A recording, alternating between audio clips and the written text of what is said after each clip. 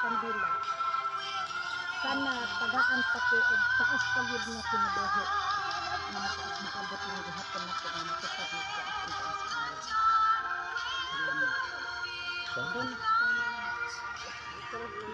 Kurog man. Ako di ay si Angelica Lozaro Mahinay, no? So, nagpa-member ko sa card November 20, 2019.